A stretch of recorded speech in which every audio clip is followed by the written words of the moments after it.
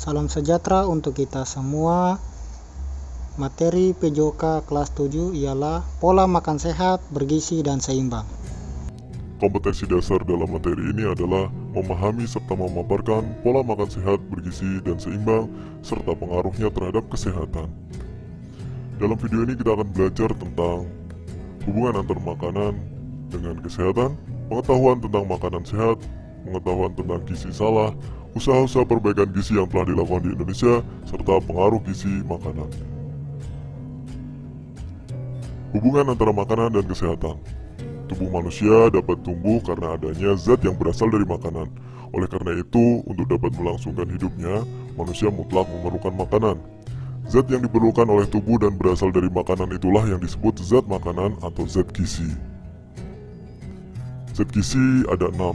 Yang pertama karbohidrat, kedua lemak, ketiga protein, keempat mineral, kelima vitamin, dan keenam air. Kebutuhan tubuh akan zat gizi tidak dapat dipenuhi hanya dengan satu atau dua macam bahan makanan saja, karena pada umumnya tidak ada satu bahan makanan pun yang mengandung zat gizi secara lengkap. Tiap-tiap bahan makanan mengandung zat gizi yang berlainan, baik dalam jumlah maupun macamnya. Oleh karena itu, untuk memenuhi kebutuhan tubuh akan zat gizi, kita harus makan berbagai macam bahan makanan setiap hari.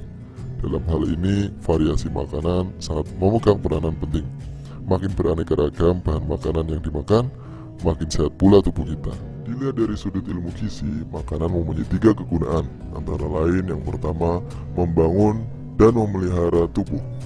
Pertumbuhan manusia sejak dalam kandungan sampai dengan masa remaja terjadi pembentukan sel-sel baru secara besar-besaran. Terlebih lagi pada usia di bawah 5 tahun terjadi pertumbuhan yang paling cepat. Pembentukan sel-sel baru tersebut diperlukan untuk membangun bagian-bagian tubuh, misalnya otot, tulang, darah, otak, dan organ-organ tubuh lainnya. Selain untuk pertumbuhan, pembentukan sel-sel baru diperlukan pula untuk mengganti bagian-bagian tubuh yang rusak atau hilang. Agar tubuh tetap sehat, tubuh harus dipelihara. Misalnya bila kehilangan darah akibat luka, kuku dan rambut yang aus, sel-sel tubuh yang rusak karena sakit, perlu segera diperbaiki atau disembuhkan. Untuk perbaikan atau penyempurnaan tersebut, tubuh memerlukan zat gizi, terutama zat pembangun yang terdiri dari protein, mineral, dan air. Selain pada masa pertumbuhan, pembentukan sel-sel baru terjadi pula pada waktu olahraga. Dalam hal ini, pembentukan sel-sel baru diperlukan untuk pembentukan jaringan-jaringan otot. Yang kedua, memberi tenaga kepada tubuh. Manusia hidup harus dapat bergerak. Gerakan dapat berupa gerakan yang nyata seperti berjalan, mengangkat benda, makan, minum, dan lain sebagainya. Gerakan yang nyata ini disebut pula gerakan sadar. Di samping gerakan sadar, ada pula gerakan-gerakan yang tidak nyata, akan tetapi harus dilakukan secara terus-menerus, walaupun dalam keadaan tidak sadar, misalnya pada waktu tidur. Gerakan-gerakan tidak sadar antara lain gerakan jantung untuk mengalirkan darah ke seluruh tubuh, gerakan paru-paru untuk bernafas, dan gerakan usus untuk mencerna makanan. Untuk gerakan-gerakan tersebut diperlukan tenaga atau panas, baik untuk gerakan sadar maupun tidak sadar. Manusia yang normal memerlukan panas untuk mengatur suhu tubuh. Suhu tubuh kurang lebih 36 derajat.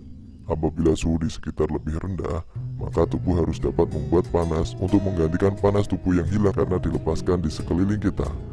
Panas atau tenaga yang diperlukan oleh tubuh dapat dihitung dan dinyatakan dalam satuan kalori. Zat gizi yang berguna memberi tenaga kepada tubuh antara lain karbohidrat, protein, dan lemak. Kegunaan zat gizi yang ketiga adalah mengatur proses fali tubuh. Fali menurut Kamus Besar Bahasa Indonesia artinya bersifat otomatis atau kodrati, mengenai kerja atau gerak alat tubuh. Agar tubuh dapat berfungsi dengan baik, berbagai fungsi fali dalam tubuh harus diatur dan dikoordinasikan. Misalnya proses pengaturan suhu tubuh agar tetap normal, proses pembekuan darah bila terjadi pendarahan, mengatur keseimbangan asam dan basa dalam tubuh, pembentukan zat pelindung guna menjaga tubuh dari serangan penyakit atau zat yang membahayakan. Zat gizi yang diperlukan untuk mengatur proses fali tersebut disebut zat pelindung, yaitu protein, mineral, vitamin, dan air. Pengetahuan tentang makanan sehat. Apakah kalian tahu arti makanan sehat? Makanan dengan zat gizi sedikit. Pasti salah. Makanan dengan zat gizi yang berlebih juga salah. makanan dengan zat gizi seimbang? Itu baru benar. Jumlahnya cukup sesuai kebutuhan dan dalam perbandingan yang seimbang. Plus juga makanan itu harus bersih, bebas dari kuman atau zat penyebab penyakit. Dari keenam zat gizi, kita bahas satu persatu. Yang pertama, karbohidrat. Karbohidrat atau hidrat arang disebut juga zat pati atau zat tepung atau zat gula. Susunan hidrat arang terdiri dari unsur karbon, hidrogen, dan oksigen. Hidrat arang dalam tubuh akan dibakar dan menghasilkan tenaga dan panas. 1 gram hidrat arang akan menghasilkan 4 kalori. Menurut besarnya molekul, hidrat arang dapat digolongkan menjadi 3, yaitu monosakarida, disakarida, dan polisakarida. Monosakarida molekulnya paling sederhana, sifatnya larut dalam air dan manis. Contoh golongan ini adalah glukosa, fruktosa, dan galaktosa. Sedangkan disakarida, dalam proses pencernaan disakarida akan diubah menjadi monosakarida. 1 molekul disakarida terdiri dari 2 molekul monosakarida.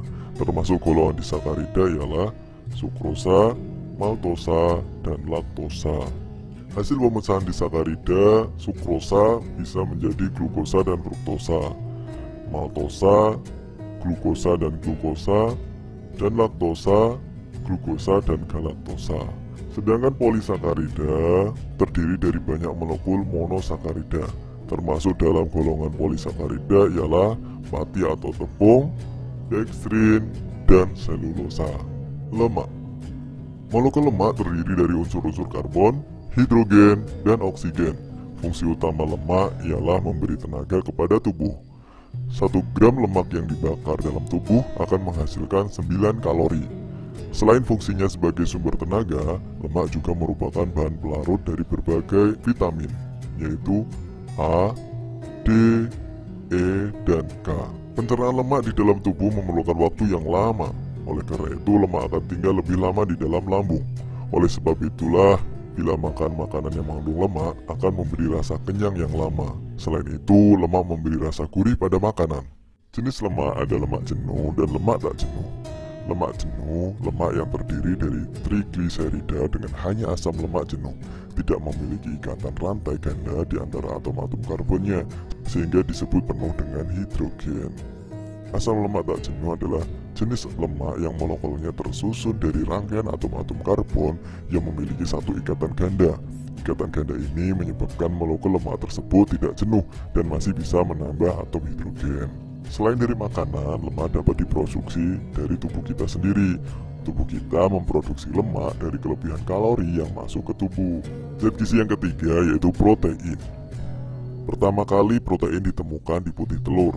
Namun kemudian terbukti bahwa protein tidak hanya terdapat dalam putih telur, sehingga istilah putih telur sebenarnya tidak tepat lagi. Protein terdiri dari unsur karbon, hidrogen, oksigen, dan nitrogen. Ada beberapa jenis yang mengandung sulfur, fosfor, dan lain-lain. Bahan dasar pembentuk protein adalah asam amino. Fungsi protein cukup lengkap, selain zat pembangun, juga sebagai zat pengatur dan zat tenaga. Protein bisa didapat dari tumbuhan maupun hewan. Yang dari tumbuhan sering disebut dengan protein nabati. Contoh makanannya adalah tempe, tahu, kedelai. Sedangkan yang dari hewan sering disebut dengan protein hewani. Bahan makanan yang mengandung protein hewani yaitu ikan, telur, daging sapi, dan lain-lain. Asam amino yang tidak dapat dibuat oleh tubuh disebut asam amino esensial. Ada 8 asam amino esensial bagi manusia, contohnya lisin, leusin, isoleusin, dan lain-lain. Klasifikasi protein ada 3, ada protein sempurna, protein kurang sempurna, dan protein tidak sempurna. Protein sempurna ialah protein yang mengandung semua asam amino esensial dalam jumlah yang cukup banyak. Protein inilah yang termasuk golongan yang mampu menjalin pertumbuhan dan mampu mempertahankan jaringan-jaringan tubuh. Sedangkan protein kurang sempurna, golongan ini mengandung asam-asam amino yang esensial, akan tetapi ada beberapa yang jumlahnya hanya sedikit. Protein yang termasuk golongan kurang sempurna ini masih dapat untuk mempertahankan jaringan-jaringan tubuh, akan tetapi tidak menjamin pertumbuhan. Sedangkan protein tidak sempurna mengandung sedikit sekali asam amino esensial. Protein ini tidak dapat untuk mempertahankan baik jaringan-jaringan tubuh maupun untuk jaminan pertumbuhan. Kekurangan protein menyebabkan penyakit dengan istilah KKP, kurang kalori protein. Akibat yang sangat merugikan dari KKP ialah anak menjadi kurang lincah, lemah, dan malas, tidak cerdas, dan sering jatuh sakit. Pada tingkat berat kita mengenal dua bentuk KKP, yaitu kwashiorkor dan marasmus.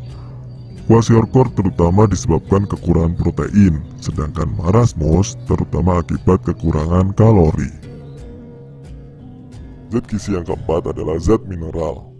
Dari ketiga fungsi makanan, hanya zat tenaga yang tidak terdapat di mineral. Tapi zat mineral bisa berfungsi sebagai zat pembangun dan zat pengatur. Zat pembangun seperti membentuk jaringan-jaringan tubuh, misalnya kalsium dan fosfor, berfungsi sebagai pembentuk tulang dan gigi. Zat besi berfungsi membentuk sel darah merah dan lain-lain. Sedangkan fungsi sebagai zat pengatur seperti keseimbangan asam basa dalam proses pembukaan darah, pengangkutan oksigen dan karbon dioksida, kepekaan syaraf dan kontraksi otot, pengaturan enzim dan hormon dalam proses metabolisme, dan lain-lain. Fungsi dan sumber zat mineral. Berikut ada beberapa zat mineral beserta fungsi dan bahan makanannya. Ada kalsium, ada fosfor. Kalsium dan fosfor merupakan bahan pembentuk tulang dan gigi. Ada sulfur, merupakan bagian penting dari vitamin B. Diperlukan oleh semua sel karena merupakan bagian dari asam amino kistin dan metionin. Zat besi merupakan bahan pembentuk hemoglobin atau zat warna merah yang berfungsi mengangkut oksigen ke jaringan-jaringan. Biasanya kekurangan zat besi akan menyebabkan penyakit anemia atau kekurangan darah. Ada yodium sebagai bahan pembentuk hormon tiroksin. Kekurangan yodium akan menyebabkan penyakit gondok. Tembaga sebagai pembentuk hemoglobin. Fluor berfungsi mencegah kerusakan gigi. Klor mengatur tekanan osmose, keseimbangan air dan keseimbangan asam basa, bahan pembentuk getah lambung. Natrium mengatur tekanan osmosa, keseimbangan air dan keseimbangan asam basa, menjaga kepekaan sel-sel saraf dan kontraksi otot. Ada kalium, terdapat dalam semua sel, mengatur tekanan osmosa dan keseimbangan asam basa, diperlukan dalam reaksi enzim dalam sel, dan lain-lain. Zat gizi yang kelima adalah vitamin. Vitamin ada 6, A, B, C, D, E, dan K. Kita bahas yang pertama, vitamin A.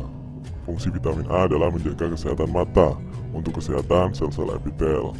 Kekurangan vitamin A menyebabkan penyakit rabun senja yang membuat penderita sulit melihat ketika malam hari atau dalam cahaya redup. Pada tingkat berat dapat menyebabkan keratomalasia, yaitu kelainan anatomik pada mata. Awalnya selaput bening mata atau kornea menjadi kering, kemudian lama-kelamaan menjadi rusak yang berakibat dengan kehancuran bola mata sehingga mata menjadi buta sama sekali. Sumber makanan vitamin A seperti hati, susu, mentega, ikan, serta sayuran hijau dan buah-buahan yang berwarna kuning. Vitamin B. Vitamin B ada 8. Ada vitamin B1, B2, B3, B5, B6, B7, B9, dan B12. Gabungan dari kedelapan vitamin B tadi kita sering kenal dengan istilah vitamin B kompleks. Fungsi vitamin B kompleks membantu proses metabolisme, menggunakan energi dari makanan, serta memproduksi sel darah merah. Kekurangan vitamin B menyebabkan terganggunya berbagai proses metabolisme. Penyakit yang timbul akibat kekurangan vitamin B seperti penyakit beri-beri, dermatitis, diare, anemia, dan lain-lain. Vitamin C. Fungsinya untuk memproduksi kolagen, menjaga kekenyalan kulit, dan membantu menyembuhkan luka, memperkuat pembuluh darah. Selain itu, vitamin C juga populer berfungsi sebagai pencegah sariawan. Kekurangan vitamin C menyebabkan sariawan, anemia, gusi bengkak, penurunan massa otot, dan lain-lain. Sumber makanan vitamin C seperti buah jambu biji, pepaya, kiwi, paprika, stroberi, dan lain-lain. Vitamin D. Fungsinya untuk membantu penyerapan kalsium guna pertumbuhan tulang dan gigi, menjaga kekebalan tubuh, otak, dan sistem saraf. Sumber makanan vitamin D seperti ikan salmon, jamur, susu kedelai, tahu, yogurt, dan lain-lain. Kekurangan vitamin D menyebabkan penyakit rakitis, yaitu kelainan-kelainan pada pertumbuhan tulang. Selain dari makanan, vitamin D juga bisa bersumber dari sinar matahari pagi. Vitamin E. Fungsi vitamin E sebagai perkembangan tubuh manusia. Selain itu, vitamin E berpengaruh penting dalam sistem kekebalan tubuh, pertumbuhan sel, kesehatan mata, dan kesehatan kulit. Secara umum, vitamin E berfungsi dalam proses reproduksi. Kekurangan vitamin E menyebabkan kemandulan dan kelainan pada jantung. Sumber makanan vitamin E seperti biji bunga matahari, kacang almond, buah alpukat, bayam, brokoli, dan lain-lain. Vitamin yang terakhir adalah vitamin K.